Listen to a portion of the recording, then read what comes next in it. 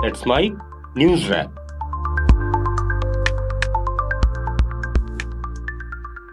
Let's mic news wrap में सुनते हैं आज सारे दिन की अहम खबरें सिर्फ 10 मिनट में। यूरोप के 3 बड़े हवाई अड्डों पर साइबर अटैक हुआ है। इनमें लंदन का हीथ्रो एयरपोर्ट, जर्मनी का बर्लिन एयरपोर्ट और बेल्जियम का ब्रुसेल्स एयरपोर्ट शामिल है। साइबर अटैक के चलते चेक इन और बोर्डिंग सिस्टम ठप हो गए। कई उड़ानों में देरी हुई है, कुछ कैंसिल करनी पड़ी हैं। दोपहर तक हीथ्रो एयरपोर्ट से आने जाने वाली 140 से ज्यादा उड़ानें लेट हुईं। ब्रुसेल्स में 100 से ज्यादा और बर्लिन में 60 से ज्यादा फ्लाइट्स पर इसका असर पड़ा। पाकिस्तान अब अपने देश के परमाणु बम को किराए पर उठाने के लिए तैयार हो गया है। पाकिस्तानी रक्षा मंत्री ख्वाजा आसिफ ने कहा कि नए रक्षा समझौते के तहत उनके देश का परमाणु कार्यक्रम जरूरत पड़ने पर सऊदी अरब को उपलब्ध कराया जाएगा। रक्षा मंत्री की टिप्पणी इस हफ्ते पाकिस्तान और सऊदी अरब के बीच हुए पारस्परिक रक्षा समझौते के बाद आई है। इस समझौते पर पाकिस्तान के प्रधानमंत्री नवाज शरीफ और सऊदी क्राउन प्रिंस मोहम्मद बिन सलमान ने हस्ताक्षर किए थे। प्रधानमंत्री नरेंद्र मोदी की इकोनॉमिक एडवाइजर काउंसिल के सदस्य संजीव सान्याल ने कहा है कि विकसित भारत के लिए हमारा जुडिशियल सिस्टम सबसे बड़ी बाधा है। कई कानून ऐसे हैं जो समस्या को आसान के बजाय जटिल बना देते हैं। कोर्ट में माई लॉर्ड जैसे शब्दों से भी आपत्ति है जो अंग्रेजों के जमाने के हैं। इन्हें बदलना चाहिए। इसके साथ ही सान्याल ने अदालतों में महीनों तक छुट्टी होने पर भी सवाल उठाया। उन्होंने कहा कि न्यायपालिका भी राज्य के किसी भी अन्य हिस्से की तरह एक सार्वजनिक सेवा है। क्या आप पुलिस विभाग या अस्पतालों को महीनों तक बंद रख सकते हैं?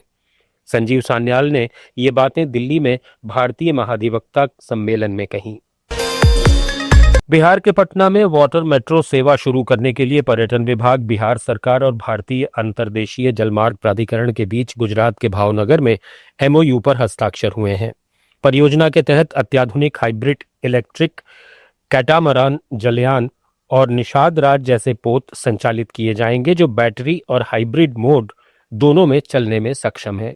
ये जलयान न केवल शून्य कार्बन उत्सर्जन सुनिश्चित करेगा बल्कि इसकी क्षमता करीब 100 यात्रियों की है, जिनमें 2 व्हील चेयर उपयोगकर्ता भी शामिल हैं। भारतीय रेलवे ने यात्रियों के लिए एक बड़ा फैसला किया है। अब से रेलवे स्टेशनों पर मिलने वाला रेल नीर का 1 लीटर पानी 15 रुपए की जगह सिर्फ 14 रुपए में मिलेगा, जिससे यात्रियों को 1 रुपए की बचत होगी। उत्तराखंड के पूर्व मुख्यमंत्री हरीश रावत को स्टिंग मामले में CBI ने नोटिस जारी किया है। रावत को इसी महीने ब्यूरो मुख्यालय में पेश होने को कहा गया है। स्टिंग में विधायकों के खरीद फरोख्त का वीडियो वायरल हुआ था। इससे पहले भी हरीश रावत को CBI कई बार नोटिस भेज चुकी है। रावत ने नोटिस पर प्रतिक्रिया देते हुए कहा कि लंबे समय बाद फिर CBI के दोस्तों को मेरी याद आई है। RJD नेता तेजस्वी यादव ने कहा है कि पिछले 20 साल में NDA ने लोगों के लिए क्या किया है। उन्होंने बिहार को लूटा है और अभी भी लूट रहे हैं। अपनी अधिकार यात्रा के दौरान वैशाली में उन्होंने कहा कि NDA ने प्रशासन का इस्तेमाल करके विपक्ष को परेशान किया। कई अधिकारियों के घरों में पैसा मिल रहा है। बिहार की जनता सब जानती है। जब हमारी सरकार बनेगी तो हम किसी भी भ्रष्टाचारी या अपराधी को नहीं छोड़ेंगे, चाहे वो कोई भी हो। पिछली बार केवल वोट ही नहीं चुराए गए थे, हमारी सीटें भी चुराई गई थीं, वरना पिछली बार ही हमारी सरकार बन जाती। लेकिन इस बार हम कोई बेईमानी नहीं होने देंगे और सरकार बनाएंगे। राजस्थान के पूर्व मुख्यमंत्री और कांग्रेस नेता अशोक गहलोत ने कहा है कि राहुल गांधी कह चुके हैं कि हम कोई राजनीति नहीं कर रहे हैं। हम चाहते हैं कि देश में लोकतंत्र मजबूत रहे और वो तब रहेगा जब सभी नागरिकों को वोट का अधिकार मिलेगा। जयपुर में मीडिया से बातचीत में उन्होंने कहा कि अगर विपक्ष के नेता आंकड़े देकर बात करें तो चुनाव आयोग को उन्हें सम्मान के साथ जवाब भी देना चाहिए। कभी लोग कट जाते हैं नाम, ये लोग जुड़ जाते हैं, और जो ऑर्गेनाइज वे में करने की बात सामने आई है वो चौंकाने वाली है। जो राहुल गांधी ने, उनकी टीम ने बहुत मेहनत करने के बाद में ये निकाले डाटा कर्नाटका के 1,02,50 वोटों का, कल जो बताया 6,000 से अधिक वोटों का। इलेक्शन कमीशन में अगर निष्पक्षता होती तो बहस में कभी नहीं पड़ता। मैंने कभी देखा नहीं इतिहास के अंदर इलेक्शन कमीशन ने किसी भी नेता से जब सत्ता में हम पक्ष में थे, सत्ता पक्ष में हम थे, तो वाजपेयी जी, अडवाणी जी लगा के, मुलायम सिंह लगा के, कितने लोग जो थे विपक्ष में थे। कभी आज तक हिस्ट्री के अंदर कभी भी इलेक्शन कमीशन से उनसे इस प्रकार से सवाल जवाब किए क्या? आप एफिडेविट दो, आप अनावश्यक जुटा। भारत और नेपाल के बीच आवागमन और वहां के ताजा हालात को लेकर भारतीय दूतावास ने एडवाइजरी जारी की है। नेपाल में भारतीय दूतावास ने कहा कि बीते कुछ हफ्तों की तुलना में नेपाल में स्थिति सुधरी है। सड़कों के जरिए आवागमन और फ्लाइट नियमित तौर पर चल रही हैं। फिर भी नेपाल की यात्रा कर रहे भारतीय नागरिकों को सावधानी बरतने और भारतीय दूतावास या स्थानीय प्रशासन की ओर से जारी एडवाइजरी का पालन करने की सलाह दी जाती है। भारतीय दूतावास ने अपने नागरिकों की सहायता के लिए हेल्पलाइन नंबर, इमरजेंसी नंबर और ईमेल भी जारी किया है और जरूरत पड़ने पर दूतावास से संपर्क करने की सलाह दी है। मध्य प्रदेश के छिंदवाड़ा में सड़क हादसे में 4 साधुओं की मौत हो गई और 3 गंभीर घायल हो गए। बैतूल बालाजीपुरम से लौटते समय गाड़ी का टायर फट जाने से यह हादसा हुआ। टायर फटने से अनियंत्रित होकर गाड़ी कुएं में गिर गई। कर्नाटक सरकार ने 22 सितंबर से 7 अक्टूबर के बीच सभी नागरिकों के राज्यव्यापी सामाजिक और शैक्षिक सर्वेक्षण यानी जाति जनगणना कराने के प्रस्ताव को मंजूरी दे दी है। आदेश में कहा गया है कि राज्य पिछड़ा वर्ग आयोग के अध्यक्ष ने पहले सरकार को पत्र लिखकर उक्त अवधि के दौरान सर्वेक्षण कराने की मंशा जताई थी। सरकार ने स्पष्ट किया कि उसने सर्वेक्षण की तिथियां तय करने और औपचारिक आदेश जारी करने से पहले प्रस्ताव की सावधानीपूर्वक जांच की। इस बीच कर्नाटक उच्च न्यायालय ने 22 सितंबर से शुरू होने वाले सामाजिक और शैक्षिक सर्वेक्षण की वैधता पर सवाल उठाने वाली जनहित याचिकाओं पर राज्य सरकार से जवाब मांगा है।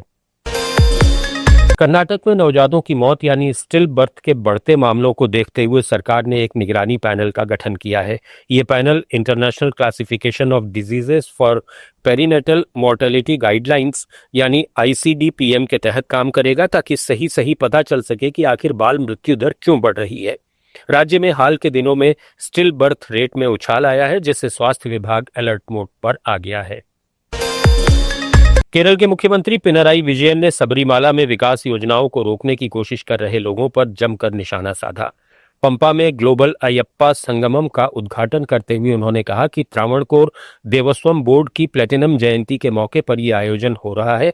उन्होंने साफ किया कि सबरीमाला के लिए 1000 करोड़ रुपए की विकास योजना पर कोई समझौता नहीं होगा और इसे पूरा किया जाएगा। तमिलनाडु में पुंपुहार तट पर 20 साल बाद फिर से समुद्र के अंदर पुरातात्विक खोज शुरू हुई है। तमिलनाडु पुरातत्व विभाग और इंडियन मैरीटाइम यूनिवर्सिटी की टीम ने मदियालुथुराई जिले के इस प्राचीन बंदरगाह शहर के पास समुद्री खोजबीन के अभियान का आगाज किया। कभी यह शहर कावेरी पुम्मट्टिनम के नाम से मशहूर था। आखिरी बार 1990 में यहां ऐसा सर्वे हुआ था। इस बार टीम पुंपुहार और नागपट्टिनम के बीच गहरे समुद्र में खोज करेगी, जो कभी चोल साम्राज्य की राजधानी और दक्षिण पूर्व एशिया के व्यापार का बड़ा केंद्र था। गुरुग्राम और मानेसर में सड़कों की गुणवत्ता और सुरक्षा को बेहतर बनाने के लिए एक नई पहल की गई है। नगर निगम गुरुग्राम और मानेसर ने IT कंपनी नगारो और AI प्लेटफॉर्म रोड एथेना के साथ मिलकर AI आधारित रोड ऑडिट प्रोजेक्ट शुरू किया है। ये प्रोजेक्ट गुरुग्राम के वार्ड नंबर 21 और 27 से लॉन्च किया गया। इसमें विशेष वाहन शहर की सड़कों की हाई रिजोल्यूशन तस्वीरें और वीडियो रिकॉर्ड करेंगे। ये डेटा रोड एथेना के AI प्लेटफॉर्म पर भेजा जाएगा। इलाहाबाद हाईकोर्ट ने प्रदेश सरकार को अपनी पुलिस दस्तावेजीकरण प्रक्रियाओं में व्यापक बदलाव करने का निर्देश दिया है। कोर्ट ने शराब तस्करी से जुड़े एक आपराधिक मामले को रद्द करने की याचिका पर सुनवाई करते हुए FIR और जब्ती मेमो में अभियुक्त की जाति का जिक्र करने की प्रथा को तत्काल समाप्त करने को कहा है। न्यायमूर्ति विनोद दिवाकर ने आधिकारिक फॉर्मों से अभियुक्तों, मुखबिरों और गवाहों की जाति से संबंधित सभी कॉलम और प्रविष्टियों को हटाने का आदेश दिया है। न्यूज रैप में फिलहाल इतना ही। बने रहिए लेट्स माइक के साथ। आप सुन रहे थे let's mic more than radio. Follow कीजिए हमें हमारे सोशल मीडिया प्लेटफॉर्म्स पर। It's time for news. It's time for more than radio. Presenting the first radio news app, Let's Mic.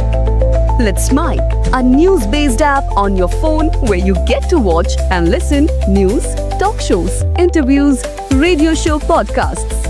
On Let's Mic, you get all relevant information of TV, print, radio, podcast, and digital.